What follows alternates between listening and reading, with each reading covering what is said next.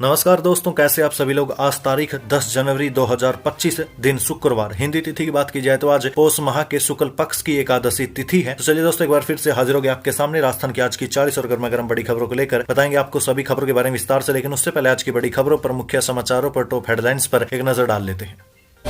जयपुर में पवन खेड़ा बोले, जीएसटी का मतलब है गब्बर सीतारमण टैक्स। कहा, मोहन भागवत आरएसएस का नया मुखौटा है। वहीं एसआई भर्ती पर हाईकोर्ट का बड़ा फैसला, पोस्टिंग और ट्रेनिंग पर लगाई रोक। पूछा, क्या सरकार को अपनी ही एजेंसी पर विश्वास नहीं। वहीं दोस्तों, राजस्थान विधानसभा के आगामी बजट सत्र में सरकार को घेरेगी कांग्रेस, सचिन पायलट का बड़ा बयान। इसी के साथ ही दोस्तों, राजस्थान में रिफाइनरी प्रोजेक्ट आखिर कब होगा पूरा, सीएम भजलाल शर्मा हुए नाराज, आज करेंगे निरीक्षण। वहीं दोस्तों, 15 जनवरी तक करवाएं पेंशन का सत्यापन, नहीं तो रुक जाएगी पेंशन की राशि। इसी के साथ ही तेजस विमानों की स्लो डिलीवरी पर एयरफोर्स चीफ की चिंता, बोले 40 जेट्स फोर्स को अभी तक नहीं मिले, चीन जैसे देश अपनी ताकत बढ़ा रहे हैं। इसी के साथ ही दोस्तों, 31 जनवरी से शुरू होगा राजस्थान विधानसभा स्तर, जिले कम करने और अंग्रेजी स्कूलों पर सरकार को घेरेगी कांग्रेस। मैं दोस्तों, निमराना में कमरे में सुरंग बनाकर करते थे क्रूड ऑयल चोरी। 5 साल पहले शाहपुरा में भी ऐसा ही मामला सामने आया था। बने रहिए दोस्तों, बताएंगे आपको प्रदेश की 40 बड़ी खबरों के बारे में विस्तार से, लेकिन उससे पहले अगर अभी तक आपने चैनल को सब्सक्राइब नहीं किया तो सबसे पहले चैनल को सब्सक्राइब कर दे, वीडियो को लाइक कर दे और अपने कमेंट जरूर कर दीजिए।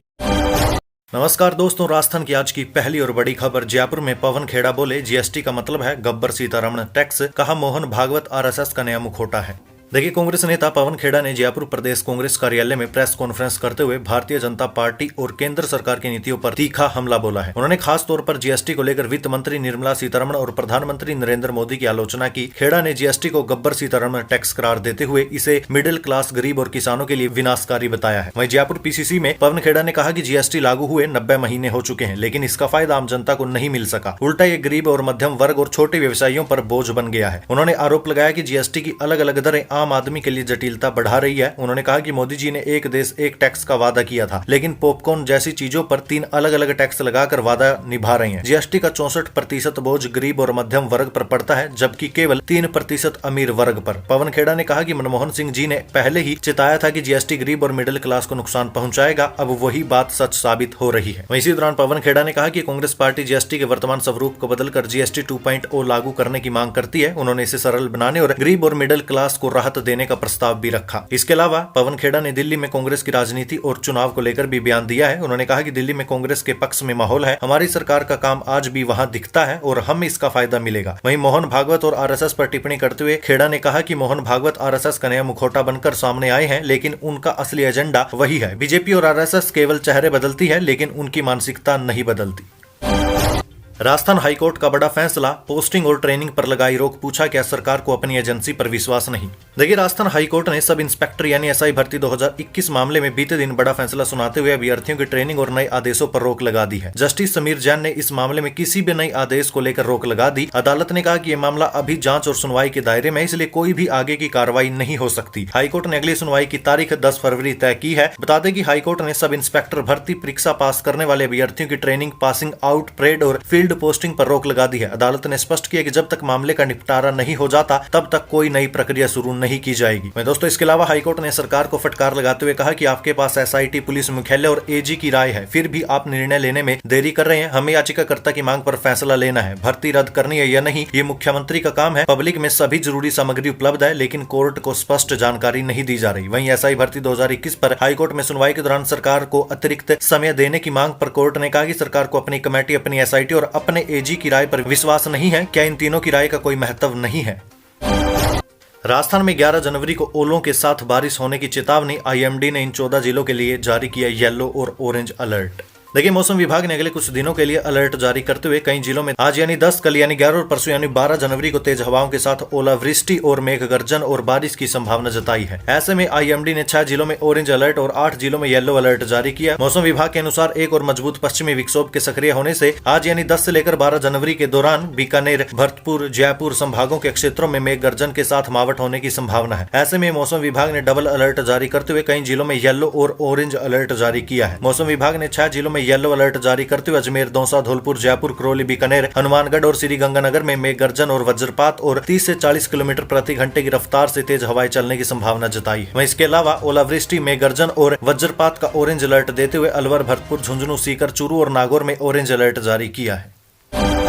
राजस्थान विधानसभा के आगामी बजट सत्र में सरकार को घेरेगी कांग्रेस, सचिन पायलट का बयान।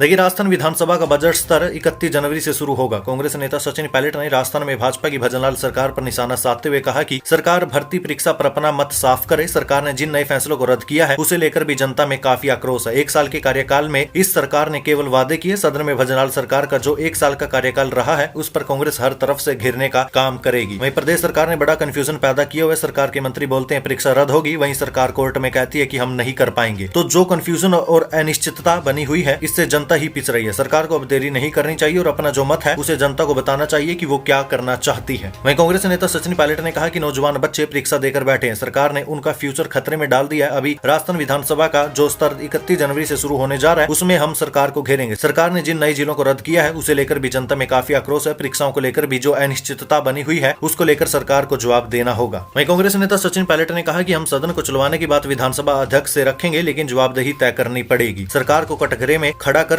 उनसे जवाब मांगा जाएगा। 1 साल के कार्यकाल में सरकार ने केवल वादे किए, जुमले दिए, भाषण दिए हैं, सिर्फ घोषणाएं की है। धरातल पर जो किसान और नौजवान के हाल है उस पर हम सरकार से जवाब मांगेंगे। सदन में जो 1 साल का कार्यकाल रहा है उस पर हम प्रदेश सरकार को घेरने का काम करेंगे। राज्य के लिए एक और अच्छी खबर, अब 263 किलोमीटर दूर से आएगा यमुना का पानी, खर्च होंगे 25,000 करोड़ रुपए।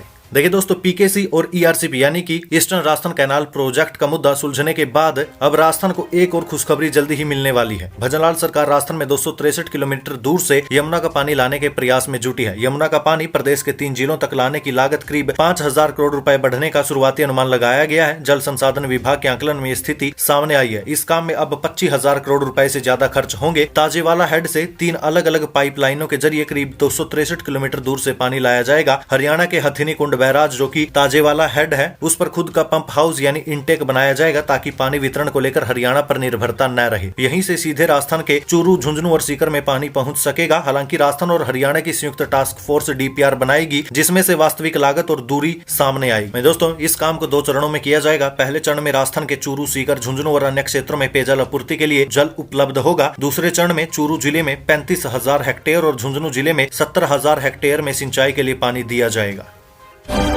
इसरो ने स्पेस डेक्स मिशन की डॉकिंग दूसरी बार टाली। 2 स्पेसक्राफ्ट को अंतरिक्ष में जोड़ना था। 30 दिसंबर को मिशन लॉन्च किया था। देखिए, भारतीय अंतरिक्ष अनुसंधान संगठन यानी कि इसरो ने 9 जनवरी को होने वाले स्पेस डॉकिंग एक्सपेरिमेंट को बुधवार को फिर से टाल दिया था। इसरो ने 2 स्पेसक्राफ्ट सैटेलाइट के बीच ज्यादा अंतर यानी ड्रिफ्ट का पता लगने के बाद इसे टाल दिया। अगली तारीख का ऐलान अभी तक नहीं किया गया। अभी फिलहाल यही बात सामने आई कि इसे टाल दिया गया। इसरो ने कहा कि सैटेलाइट के बीच की दूरी को 225 मीटर तक कम करने के लिए किए गए ऑपरेशन के दौरान ये समस्या आई। लिहाजा 9 जनवरी को होने वाली डॉकिंग यानी जोड़े जाने की जो प्रक्रिया होती है उसे स्थगित कर दिया गया। फिलहाल सैटेलाइट भी सुरक्षित है। इसरो ने 30 दिसंबर को श्रीहरिकोटा से रात 10 बजे स्पेस डेक्स यानी कि space docking experiment mission launch किया था। इसके तहत PSLV C60 रॉकेट से 2 स्पेसक्राफ्ट को पृथ्वी से 470 किलोमीटर ऊपर डिप्लॉय किया गया था। अब 9 जनवरी को इस मिशन में अंतरिक्ष में बुलेट की स्पीड से 10 गुना ज्यादा तेजी से ट्रैवल कर रहे 2 स्पेसक्राफ्ट्स को कनेक्ट किया जाना था, लेकिन दोनों बार प्रक्रिया टाल दी गई। दोस्तों, अगर यदि ये मिशन आगे सफल रहता है तो रूस, अमेरिका और चीन के बाद भारत ऐसा करने वाला दुनिया का चौथा देश बन जाएगा। मिशन की कामयाबी पर ही भारत का चंद्रयान 4 मिशन निर्भर है, जिसमें चंद्रमा की मिट्टी के सैंपल पृथ्वी पर लाए जाएंगे। चंद्रयान 4 मिशन को 2028 में लॉन्च किया जा सकता है।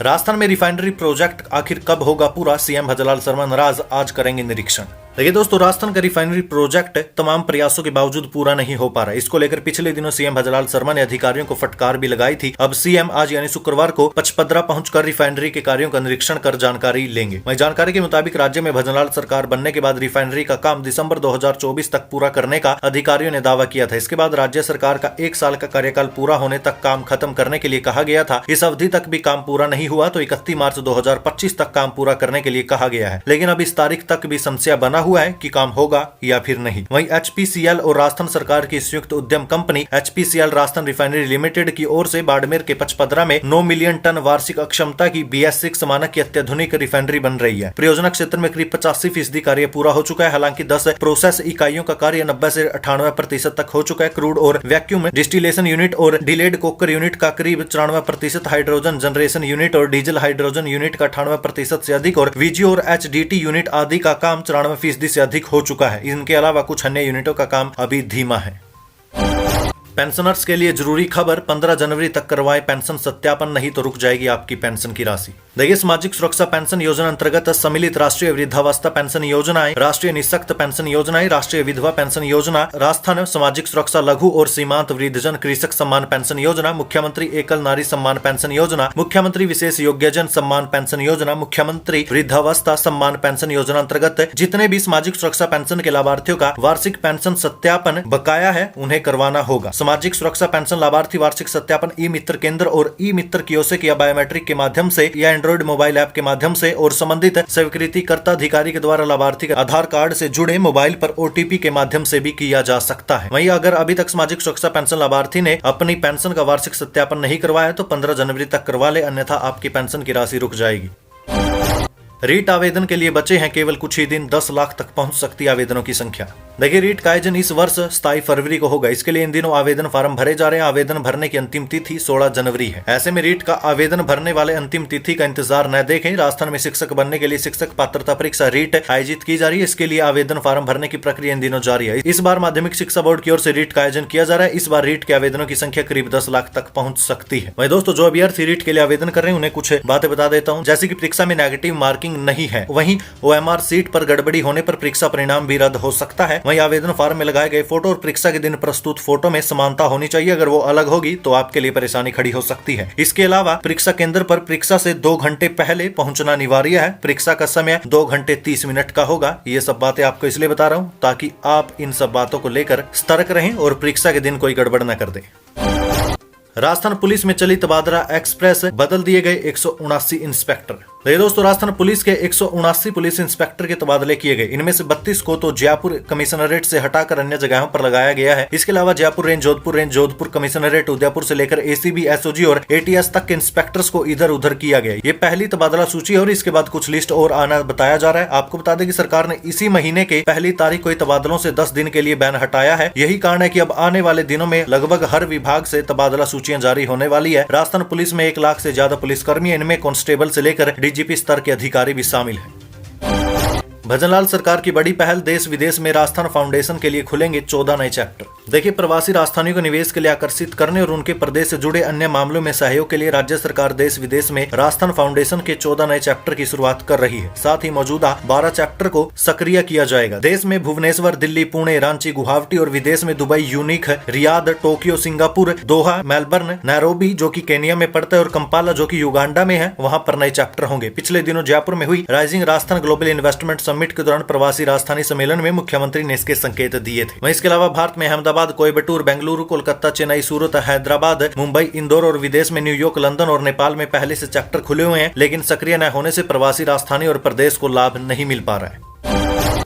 तेजस विमानों की स्लो डिलीवरी पर एयरफोर्स चीफ की चिंता, बोले 40 जेट्स फोर्स को अभी तक नहीं मिले, चीन जैसे देश ताकत बढ़ा रहे हैं। देखिए, इंडियन एयरफोर्स यानी कि IAF के चीफ AP सिंह ने तेजस लड़ाकू विमानों की डिलीवरी पर हो रही देरी को लेकर चिंता जाहिर की। उन्होंने कहा कि 2009 से 2010 में ऑर्डर किए गए 40 तेजस विमानों की पहली खेप अभी तक नहीं मिली है। सिंह ने बताया कि तेजस फाइटर जेट प्रोजेक्ट की शुरुआत 1984 में हुई थी। पहला विमान 2001 में उड़ा, लेकिन 15 साल बाद इसे 2016 में भारतीय वायुसेना में शामिल किया गया। वायुसेना के लिए ऑर्डर किए गए पहले 40 तेजस विमानों की डिलीवरी अब तक पूरी नहीं हो सकी है। Air chief marshal AP Singh ने ये बातें 21वें सुब्रतो मुखर्जी सेमिनार के दौरान कही। वहीं चीन ने हाल ही में अपने 6th जेन स्टेल्थ फाइटर जेट का ट्रायल किया। इस पर एयर चीफ मार्शल ने कहा कि हमारे उत्तरी और पश्चिमी पड़ोसी देश तेजी से अपनी सैन्य ताकत बढ़ा रहे हैं। चीन की नई तकनीक और संख्या दोनों ही चिंता का विषय है। दरअसल चीन ने अमेरिका के बाद 2 स्टेल्थ फाइटर जेट यानी J-20 और J-35 विकसित किए हैं। अब उनका 6th जनरेशन फाइटर जेट भी ट्रायल के लिए तैयार है। इसके अलावा AP सिंह ने रिसर्च एंड डेवलपमेंट यानी कि R&D के लिए ज्यादा फंड देने की अपील की। उन्होंने कहा कि देरी होने पर तकनीक का महत्व खत्म हो जाता है। साथ ही कहा कि मैन्युफैक्चरिंग के लिए हमें निजी कंपनियों को शामिल करना चाहिए। हमें प्रतिस्पर्धा की जरूरत है। हमें कई सोर्स उपलब्ध कराने होंगे ताकि लोग अपने ऑर्डर खोने के डर से बेहतर प्रदर्शन करें, वरना चीजें नहीं बदलेगी। आंगनबाड़ी के बच्चों के लिए अच्छी खबर, जल्द मिलेगा फ्लेवर्ड युक्त दूध। देखिए, राज्य में आंगनवाड़ी केंद्रों के बच्चों के लिए एक और अच्छी खबर है। राजस्थान में आंगनवाड़ी केंद्रों के बच्चों को फ्लेवर्ड युक्त दूध मिलेगा। अभी आंगनवाड़ी केंद्रों के बच्चों को दूध तो मिल रहा है, पर अब आंगनवाड़ी केंद्रों में बच्चों को मिल रहे दूध को रुचिकर बनाने के लिए तैयारी शुरू हो गई है। महिला और बाल विकास विभाग ने बच्चों के दूध का स्वाद बढ़ाने के लिए उन्हें फ्लेवर्ड मिल्क दूध पिलाने की तैयारी की है। हालांकि फ्लेवर्ड मिल्क शुरू करने से पहले इसका परीक्षण करवाया जाएगा। परीक्षण सफल रहा तो ही बच्चों को दूध में चॉकलेट या अन्य फ्लेवर का स्वाद दिया जाएगा।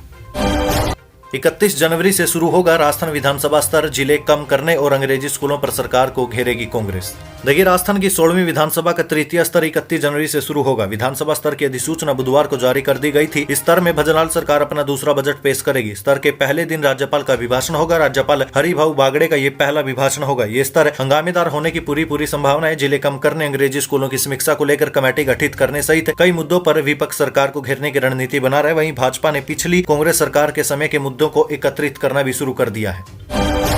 सुप्रीम कोर्ट बोला, बेटियों की पढ़ाई का खर्चा उठाना पेरेंट्स की जिम्मेदारी है। अगर बेटी को पैसों की जरूरत नहीं तो भी उसे फंड पाने का अधिकार है। देखिए, सुप्रीम कोर्ट ने बीते दिन अपने एक आदेश में कहा कि बेटियों को अपने पेरेंट्स से शिक्षा संबंधी खर्च मांगने का पूरा अधिकार है। जरूरत पड़ने पर माता पिता को कानूनी तौर पर बाध्य किया जा सकता है कि बेटी की शिक्षा के लिए जरूरी रकम दे। कोर्ट ने यह आदेश 26 साल से अलग रह रहे दंपत्ति के मामले में दिया। दंपत्ति की बेटी आयरलैंड में पढ़ रही थी। पिता की तरफ से माँ को दिए गए गुजारे भत्ते में बेटी की पढ़ाई के लिए 43 लाख रुपए थे, जिसे बेटी ने अपने आत्मसम्मान का हवाला देते हुए लेने से इनकार कर दिया। जस्टिस सूर्यकांत और जस्टिस उज्जवल भुइया की बेंच ने कहा कि बेटी को ये पैसे रखने का अधिकार है। उसे ये पैसे अपनी माँ या पिता को लौटाने की जरूरत भी नहीं है। वो जैसे चाहे इन्हें खर्च कर सकती है। वहीं बेंच ने कहा है कि बेटी ने अपनी गरिमा बनाए रखने के लिए पैसे लेने से इनकार किया। उसने अपने पिता से पैसे वापस लेने को कहा, लेकिन पिता ने भी मना कर दिया। पिता ने बिना किसी कारण के पैसे दिए, जिससे पता चलता है कि वे फाइनेंशियली तौर पर मजबूत हैं और अपनी बेटी की पढ़ाई के लिए आर्थिक मदद करने में भी सक्षम है।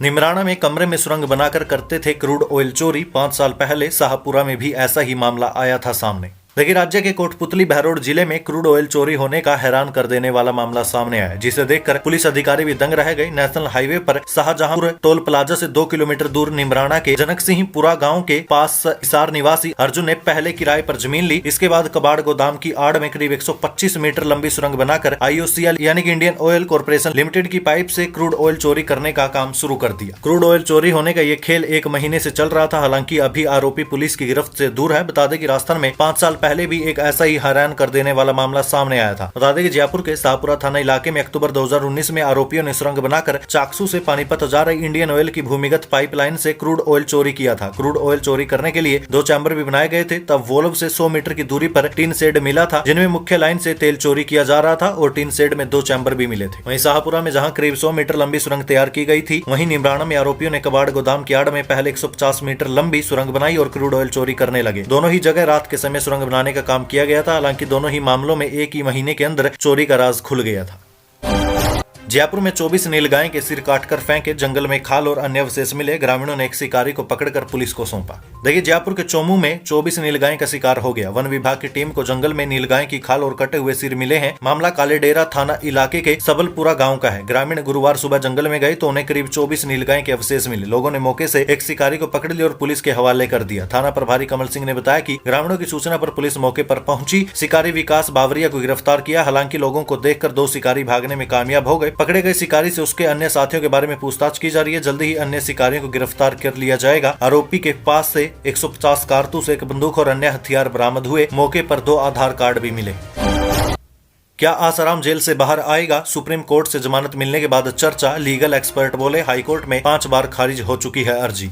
देखिए, आसाराम को सुप्रीम कोर्ट से गुजरात के गांधीनगर बलात्कार केस में 7 जनवरी को अंतरिम जमानत मिल गई। इसके बाद 8 जनवरी को राजस्थान हाईकोर्ट में भी याचिका लगाई गई है। अब चर्चाएं हैं कि आसाराम शीर्ष अदालत से मिली राहत को आधार बनाएगा। इसी तर्क के साथ उसे जोधपुर में नाबालिग से बलात्कार के मामले में भी बेल मिल सकती है। आसाराम जोधपुर में अपने ही आश्रम की नाबालिग के साथ यौन दुराचार का दोषी है और आजीवन कारावास की सजा भी काट रहा है। लीगल एक्सपर्ट की माने तो आसाराम को पोक्सो के मुकदमे में बेल मिलने की दूर तक कोई संभावना भी नहीं है। आसाराम कोर्ट में केवल SOS यानी कि सस्पेंशन ऑफ सेंटेंस लगा सकता है, जो सजा निलंबन या स्थगन की याचिका होती है। चूंकि राजस्थान हाईकोर्ट इससे पहले भी 5 बार आसाराम की SOS खारिज कर चुका है, अब 5वीं याचिका पर ही सुनवाई पेंडिंग है। ऐसे में अभी बुधवार को ही 6ठी बार लगाई गई याचिका पर कोर्ट सुनवाई करेगा। इसकी संभावना भी कमी है। इतना ही नहीं, लोअर कोर्ट, हाई कोर्ट से लेकर सुप्रीम कोर्ट में अब तक 12 बार उसकी अर्जी खारिज हो चुकी है।